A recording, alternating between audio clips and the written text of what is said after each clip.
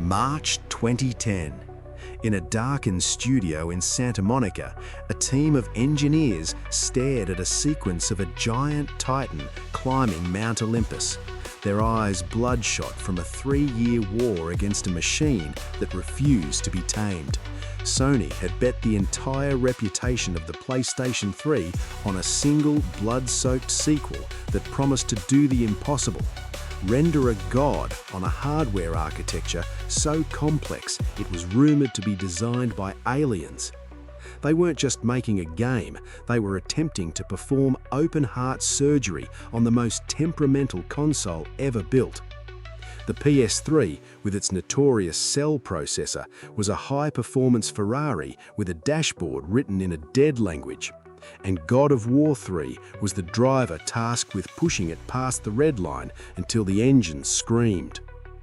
Within weeks, Kratos would tear through the screen in a symphony of gore and technical wizardry that silenced every critic of Sony's difficult hardware. But beneath the cinematic glory was a silicon beast that ate developers alive, a fragmented memory pool that threatened to collapse under the weight of a single character model, and a vision of scale that nearly broke the studio.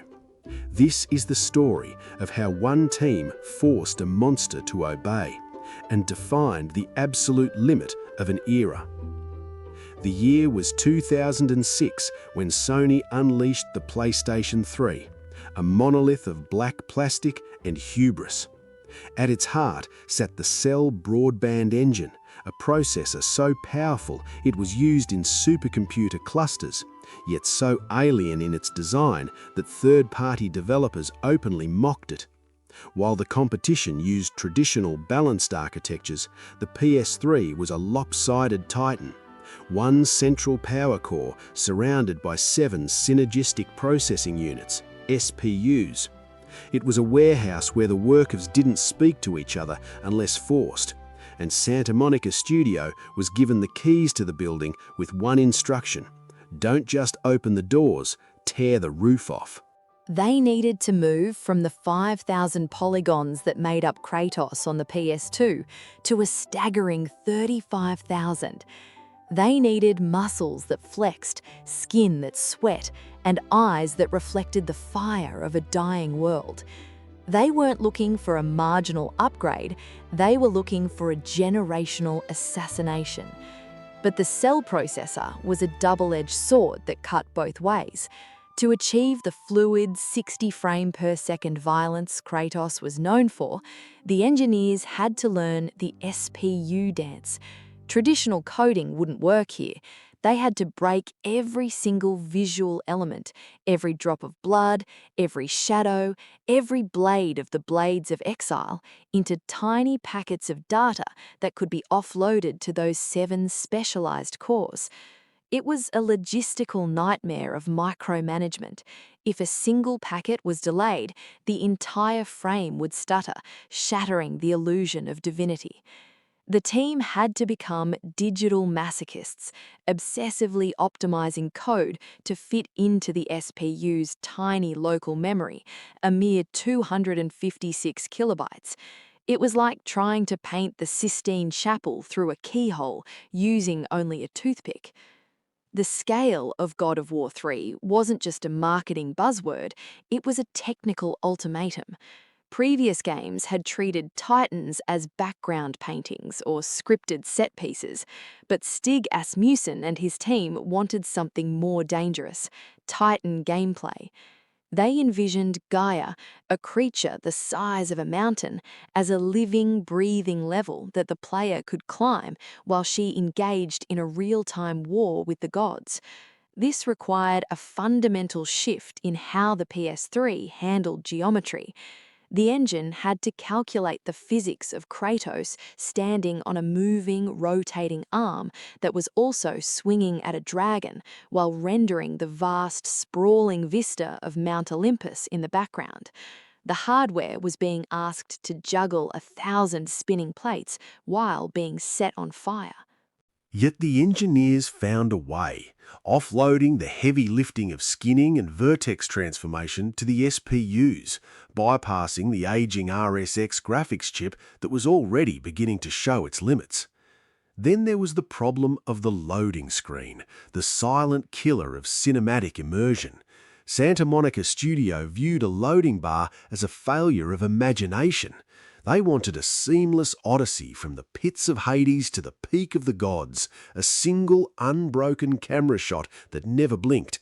But the PS3 only had 512 megabytes of total RAM, split down the middle like a fractured skull, 256 for the system and 256 for video. It was a claustrophobic cage for a game of this magnitude. To survive, they developed a sophisticated streaming system that acted like a digital conveyor belt, constantly dumping old assets and pulling in new ones from the Blu-ray disc just seconds before the player saw them. The disk drive was spinning at its physical limit, the laser darting back and forth in a frantic race against the player's movement. It was a high-wire act performed over a canyon of technical crashes. The visual fidelity of the game became a weapon in the console wars. While other developers struggled to get basic shadows working, Santa Monica implemented a high dynamic range lighting system that made the fires of Troy look blindingly real. They pioneered Zipper Tech, a gruesome procedural animation system that allowed Kratos to disembowel enemies with anatomical precision, showing guts and organs that reacted to gravity and light. This wasn't just gratuitous violence, it was a demonstration of the SPU's ability to handle complex physics simulations that the main processor couldn't touch. Every time Kratos plunged his blades into a centaur, the hardware was performing millions of calculations to ensure the spray of blood hit the marble floor with mathematical accuracy. It was a marriage of high art and cold hard calculus. However, the human cost of this perfection was staggering. The dark empire of game development often hides the reality of the crunch, and God of War 3 was no exception. For years, the studio operated in a state of permanent emergency. The pressure to top the previous entries, combined with the difficulty of the hardware, led to 80-hour work weeks and a culture of exhaustion. Developers lived under the shadow of a release date that felt like a guillotine. They were fighting a war on two fronts, one against the limitations of the silicon and another against the ticking clock. The polish that gamers saw on the screen was paid for with the burnout of the creators. The god on the screen was a reflection of the monsters in the code, a product of a machine that demanded everything and offered no shortcuts. The result was a masterpiece of technical defiance. When God of War 3 finally hit shelves, it didn't just look better than other PS3 games, it looked like it belonged to a future console that didn't exist yet. It pushed the reality synthesizer, RSX, and the cell processor to a combined utilization rate that very few games would ever match. It proved that the PS3 wasn't a failure, but a misunderstood genius, a machine that required a specific kind of madness to unlock. It closed the Greek chapter of Kratos' life with a roar that could be heard across the entire industry, setting a new benchmark for what AAA gaming meant. It was the peak of the mountain, a moment where hardware and software fused into a single, unstoppable force of nature. Even today, looking back at the game running on original hardware, the achievement remains haunting. The textures might be lower resolution by modern standards, and the resolution might not hit true 4K, but the scale remains unmatched. The sense of being a small speck on the back of a moving mountain is a feat of engineering that many modern titles, with all their teraflops and SSDs, still struggle to replicate. It was a perfect storm of ambition, frustration, and raw power. Santa Monica Studio didn't just work within the limits of the PS3, they expanded those limits, redrawing the boundaries of the possible until the plastic casing of the console practically melted under the heat of the effort.